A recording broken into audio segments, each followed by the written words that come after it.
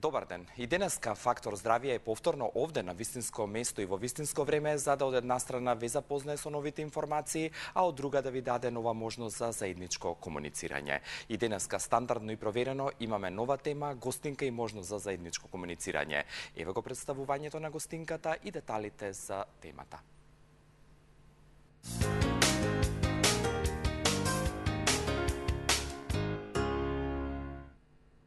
Западнонивската треска и маларијата се само дел од големата група на болести кои што спаѓаат во групата на вектор преносливи болести. Токму ова последното, вектор преносливи болести, е денешната тема во Фактор здравје, со која што ќе ве запознаеме за оваа група на болести кои што во моментов се актуелни и она што е особено важно да се даде акцент, а тоа е превенцијата на овие заболувања. Референтна институција во однос на сето она што е актуелно во оваа област на болести и група на болести, би рекол, е јавната здравствена установа Институт за јавно здравје во Република Македонија и токму оттаму имаме гостинка со која што ќе ја презентираме оваа тема.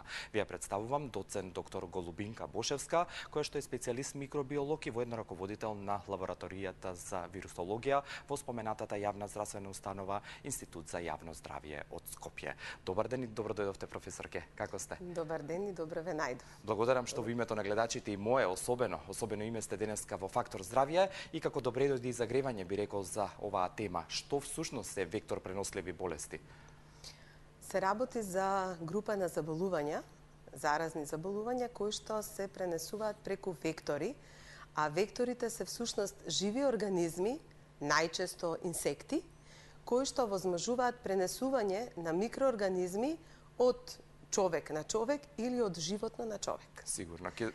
Да, уште нешто сакате да дополните? Па сакав да кажам дека во овие вектор преносливи заболувања опфаќаат некаде околу 17% од сите заразни заболувања во светот, односно се смета дека има околу 1 милион смртни случаи во светски рамки од токму од овој тип на заболувања. Да. Затоа тие представуваат еден јавно здравствен проблем и затоа се наоѓаат во сферата на интерес на Институтот за јавно здравје. Сигурно и на глобално ниво тоа се однесува во однос на сите активности и превенцијата пред се, и само во однос на вашето представување да споменам дека доцент доктор Голубинка Бошевска е и професор на Факултетот за медицински науки, дел од Универзитетот Гоце Делчев во Штип, како дополнување на нејзината практична работа е и оваа научна дејност. Кога веќе се представивме и се е јасно, ве поканувам да останете со блокот реклами, а потоа да се придружите во продолжението на Фактор здравје.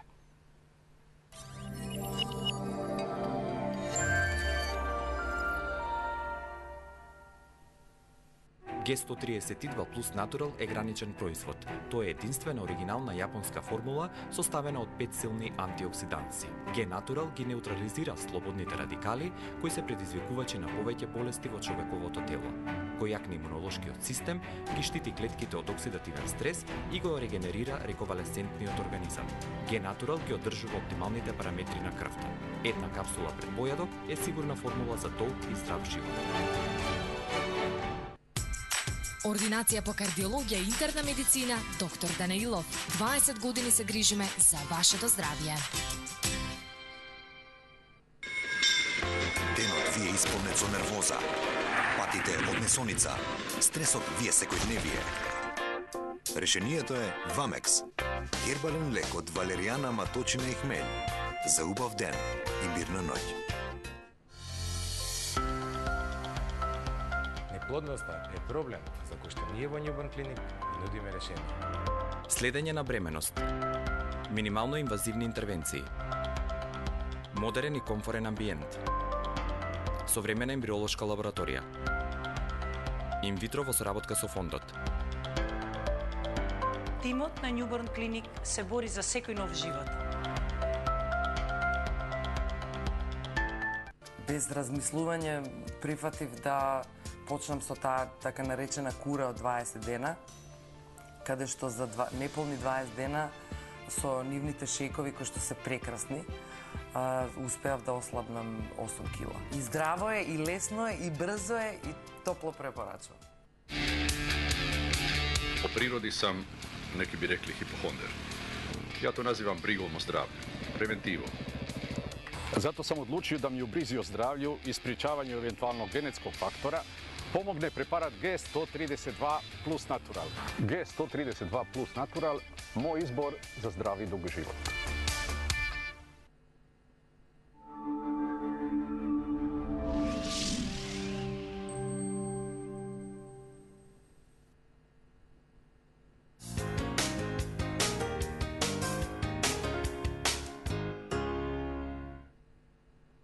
Двете телефонски линии 6091924 и 6091925 се отворени за ваши јавувања денеска во Фактор здравје. Зборуваме на тема вектор преносливи болести со доцент доктор Голубинка Бошевска, специјалист микробиолог и воедно раководител на лабораторијата за вирусологија во јавната здравствена установа Институт за јавно здравје на Република Македонија од Скопје.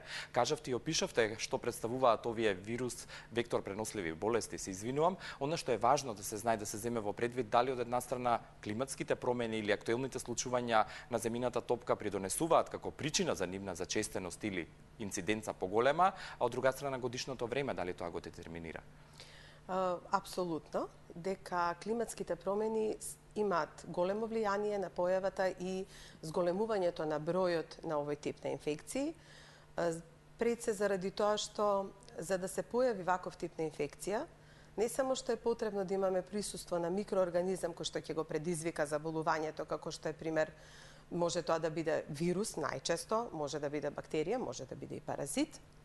Понатаму потребно е да имаме доволна количина на инсекти или вектори или преносители, кои што може да бидат од типот на комарци, крлежи, муви и така натаму, и треба секако да имаме и осетлив организам.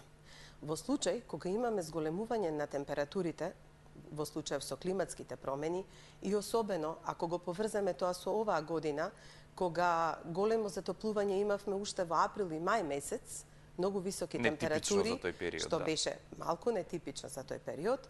Значи, сето тоа уследи до зголемување, резултираше практично со зголемување на бројот на преносителите, векторите, се зголеми бројот на комарците и на крлежите.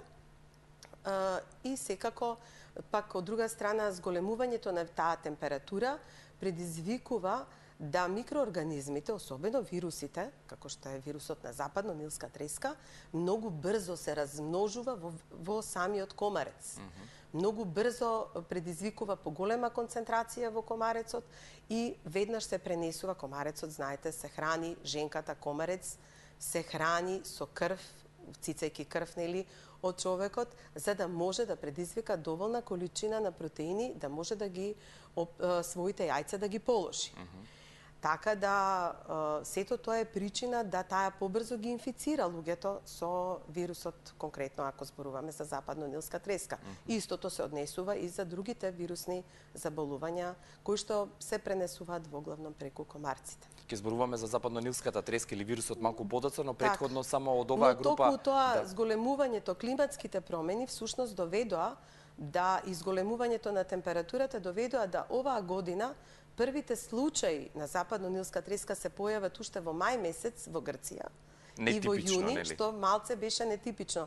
Вообичаено сезоната на овој тип на вектор преносливи инфекции започнува во јуни месец и завршува некаде до ноември, но најголемиот број на такви заболувања во светски рамки и европски рамки се регистрираат некаде од средината на август до средината на септември. Како што реков, заради зголемување на температурата оваа година, но и заради појавата на поплавите, влажноста практично и застоените води, каде што се погодно тло за да може да комарците си ги положат јајцата и за да од јајце се развие ларва и возрасен комарец, неопходно е да имаме застоени води.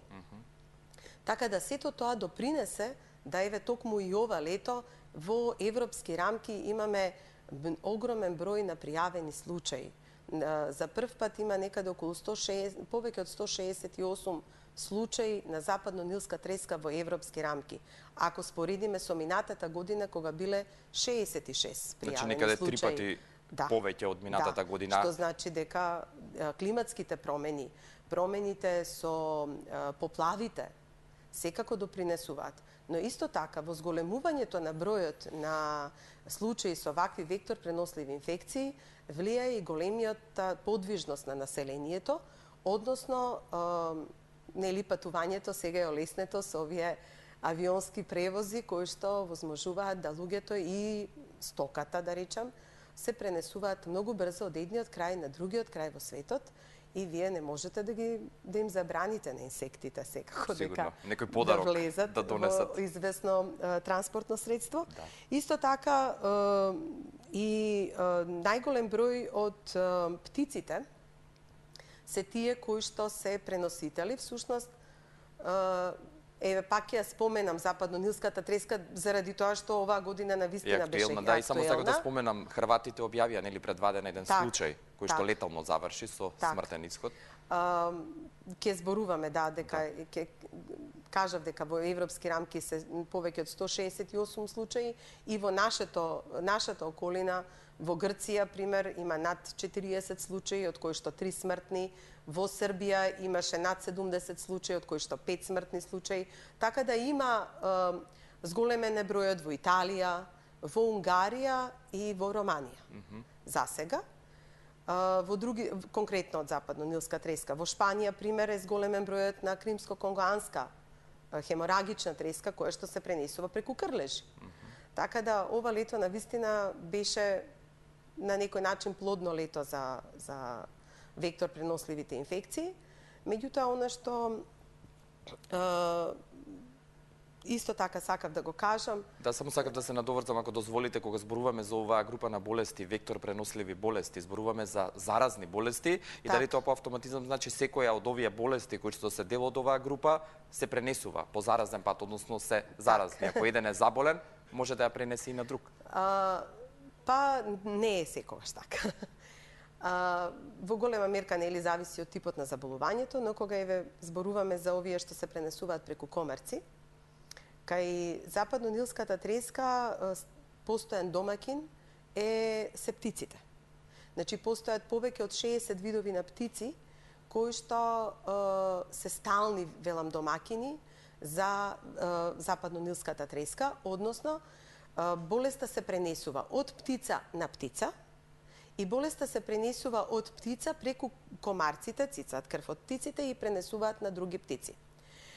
Човекот во овој случај и другите домашни животни кои што исто така може да бидат може да се инфицираат и заразат со западно-нилска треска, како кучињата, мачките, вервериците, лилјаците и така натаму, се случаен домакин и ние велиме тие се краен домакин.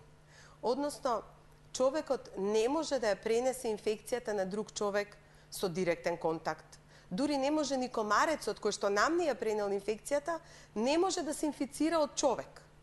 Затоа што концентрацијата на вирусот во човечкото тело е многу мала и не може, кога цица крв од нас, не може толку да се инфицира.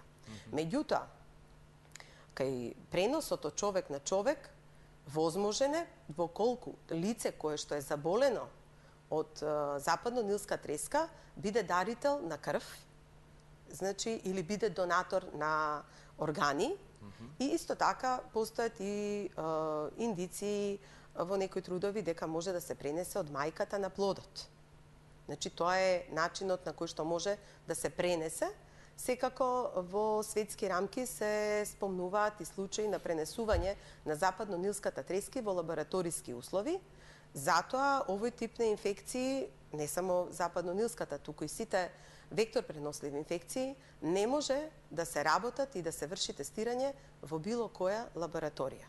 Потребно е да има соодветно ниво на биобезбедност и биосигурност, за да може да се ракува со вакви примероци. И во однос на западно-нилската треска, вирусот, бидејќи зборуваме како за окружување, да го споменеме, во кои случаи завршува летално, еве? Случајот во Хрватска и сите оние кои што ги споменавте. Дали тоа значи дека имунолошкиот систем не е добар или не е на високо ниво кај тие лица, или нешто друго како причина придонесува? Постојат повеќе фактори за таа работа. Во најчест број од случаи, сите вектор преносливи инфекции кои што се пренесуваат преку комарците, значи тука не е само западно-нилската треска, тука е денгата, тука е зика вирусот, тука е чикунгунија, така, тука е чикунгунија вирусот.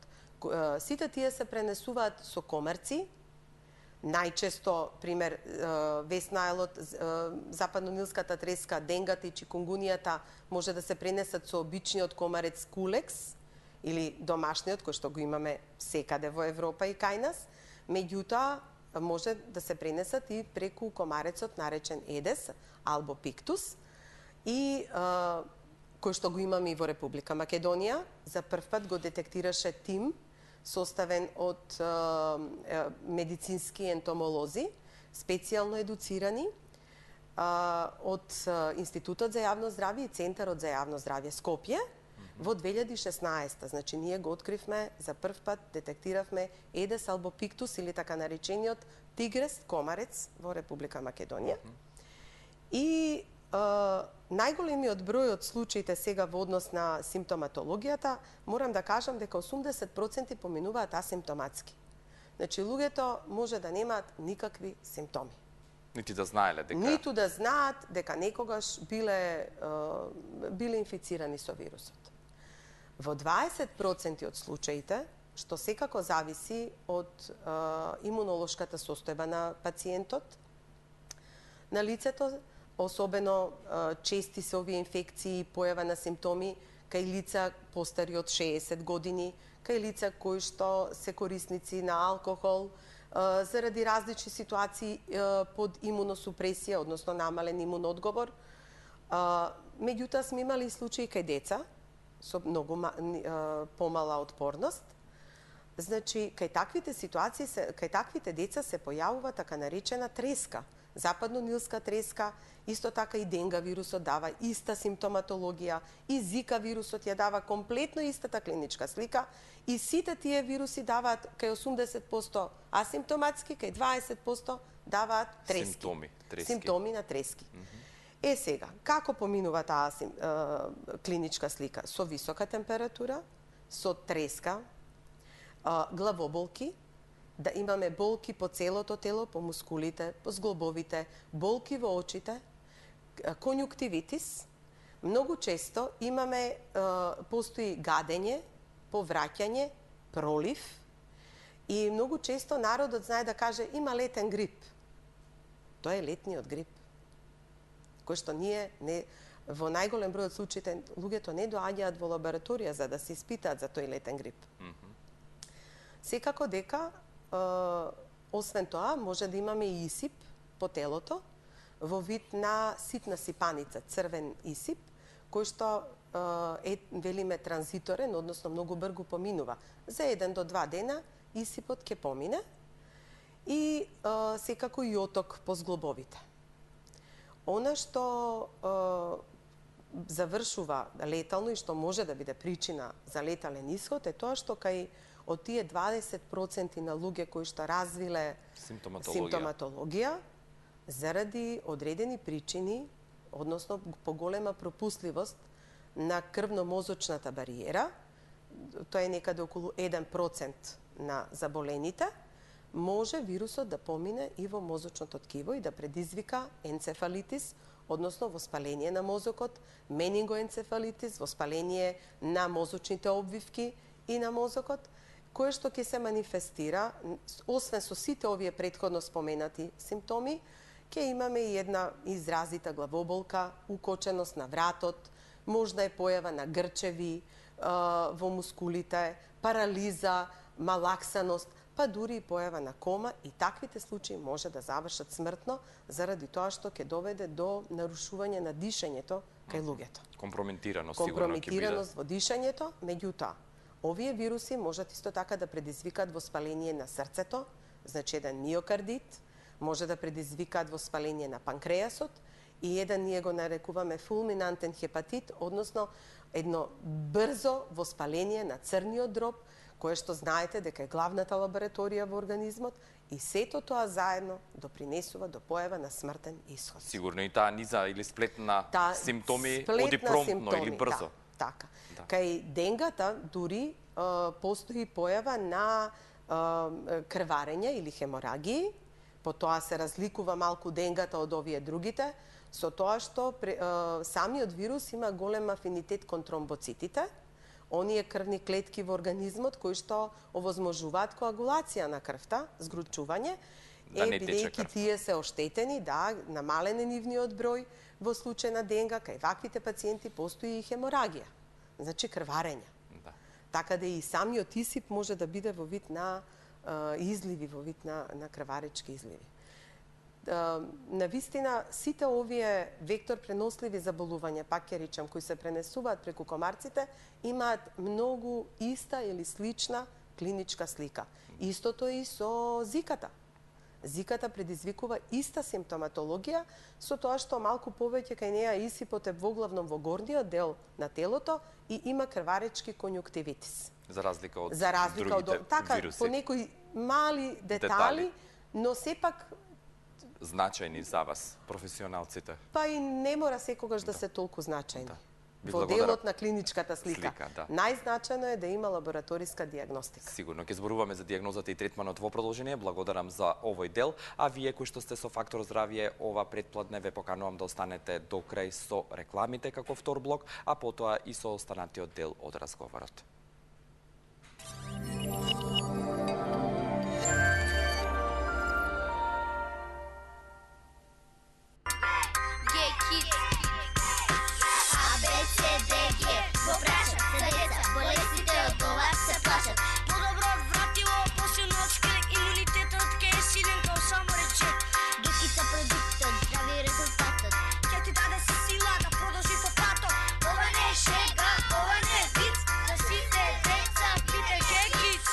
Засилен имунитет за здраво детство.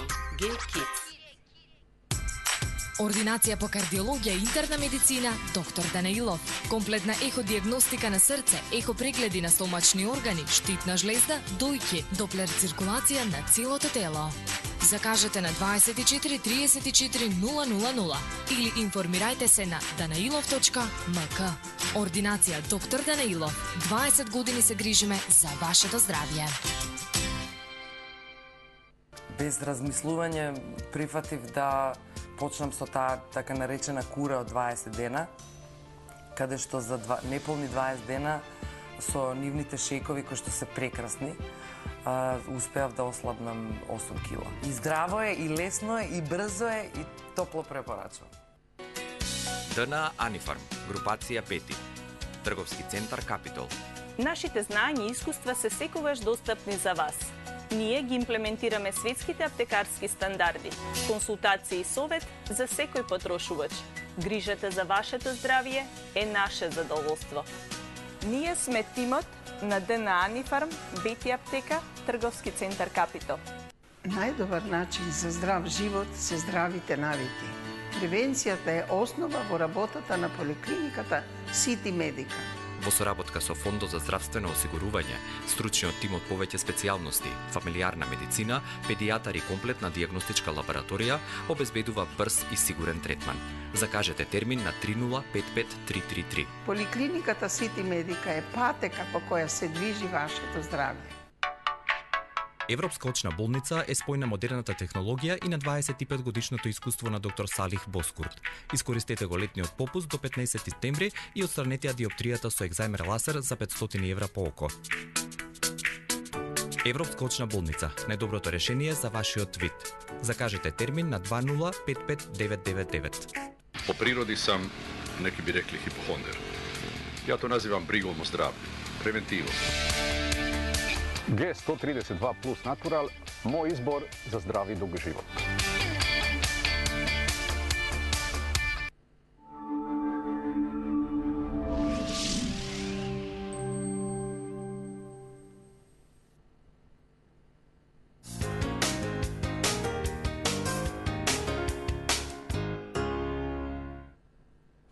И натаму двете телефонски линии се отворени за вашиот интерес и вашите прашања, доколку ги имате 60919224 и 60919225.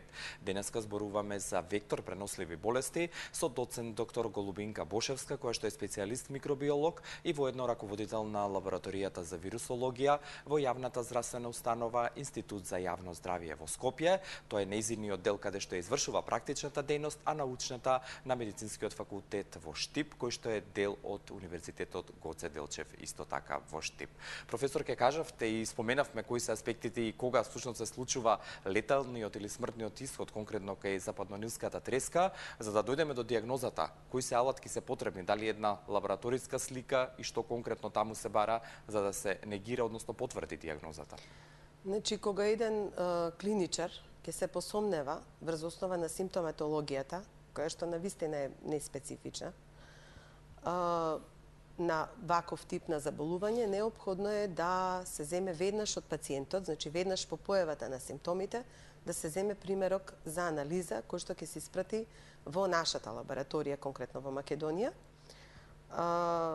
Ние работиме и сме обучени да диагностицираме, не само имаме тестови за поставување на диагноза за западнонилска треска, за денга, за зика, за чикунгунија, практично за сите вектор преносливи инфекции сме опремени и она што го направивме од 2010 година, кога практично почнавме со овој тип на диагностика во нашата лабораторија, успеавме за сите овие диагностички методи да се акредитираме и да добиеме меѓународна потврда за квалитетот на нашата работа, што сметам дека е од исклучително значење за населението, бидејќи секој човек има право на добра грижа и соодветна здравствена нега, вклучително и поставување на точна диагноза. Како што реков, неопходно е веднаш да се земе примерок за анализа. Како примерок за анализа кој што за нас во лабораторија е неопходен, тоа е во главном крв од пациентите кои што имаат треска само, додека од пациентите кои што имаат знаци на менингоенцефалитис, заедно со примерокот на крв, потребно е да се испрати и ликвор и од овие типови течноста во која што плива мозокот, која што го обвиткува нервнотот мозокот. И исто така, кај овој тип на пациенти со вектор преносливи болести, многу е важно да добиеме и урина како примерок. При тоа, според протоколите меѓународни кои што и ние ги применуваме во нашата лабораторија, потребно е од секој ваков пациент да добиеме 2 примерока на материјал. Едниот примерок се зема веднаш при појавата на првите симптоми, а вториот примерок се зема после 2 до 3 недели. Зошто е тоа така?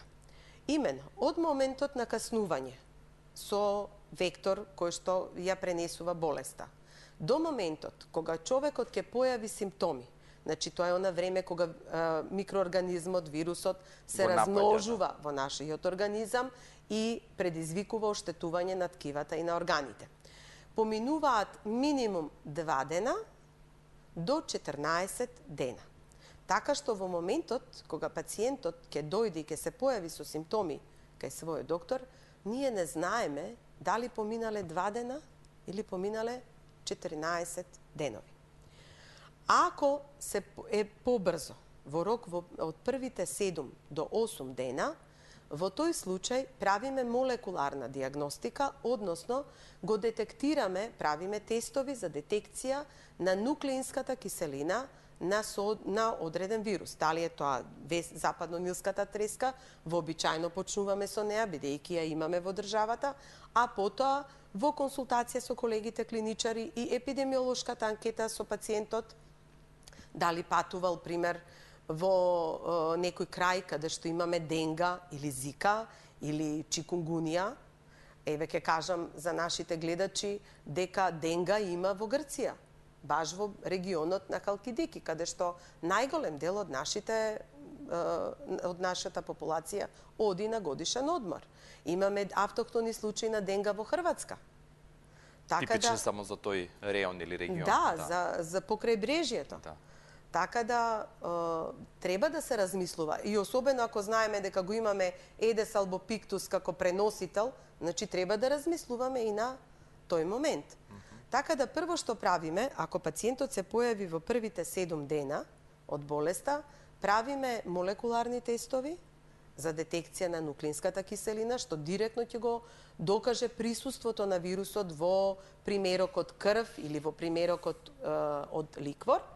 Секако дека работиме и тестови за детекција на антитела кон присуството на дадениот вирус, односно нашиот организам како резултат на контактот со вирусот почнува да создава антитела со кои што ќе се одбрани од постоечката инфекција. Тоа се IgM антитела од класата на IgM и антитела од класата на IgG. Меѓутоа, потребно е време, минимум 7-8 дена, за да почне да се создаваат тие антитела. Така да тие антитела ќе ги детектираме минимум после 7-8 дена, најдобро после 14 дена од настанатата инфекција. Затоа, уште при првиот примерок од пациентот, ние ги правиме двата типа на тестирање. И молекуларно тестирање, и тестирање за детекција на антитела кон вирусот. Меѓутоа, бидејќи виремијата е многу краткотрајна, односно циркулацијата на вирусот во крвта е многу кратко трае во организмот на човекот, и бидејќи и самата концентрација на вирусот во крвта е многу ниска, многу често може да се случи да не се детектира. Не само со нашите тестови, туку насекаде во светот е тоа така. Исто така, може со првиот тест кој што ќе го добиеме, секој човек е организам за себе, може би не создал доволно брзо соодветно ниво на антитела. Па ние во првиот тест ќе кажеме дека имаме негативен титар на антитела кон западно-нилската треска. Затоа докторот треба да размисли да го повтори испитувањето по 14 и да дена, ни како што испрати рековте. уште еднаш материјал за да потврдиме дека навистина не било тоа заболување. Зошто ни е потребна урината? Затоа што утврдено е со најновите испитувања дека кога ќе се исчисти вирусот од крвта и кога се уште може би и антителата не сме ги детектирале во доволно високо ниво, вирусот многу подолго време се излачува преку мокрачата.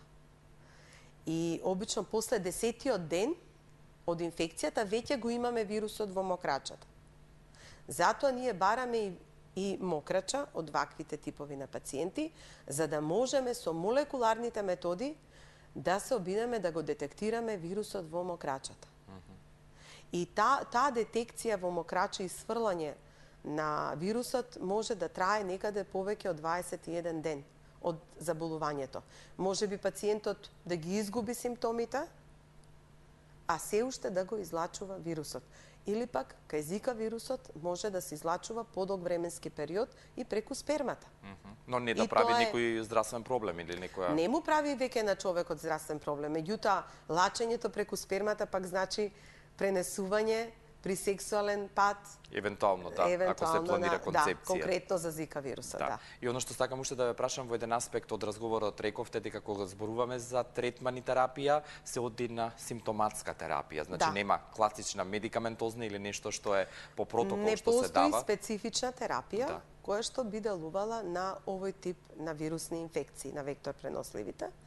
Се оди кон симптоматска терапија, значи терапија која што ќе намали дехидратацијата на организмот, значи во вид на инфузии, течности, примање, ако не се примат инфузии во домашни услови, поголема количина на течности.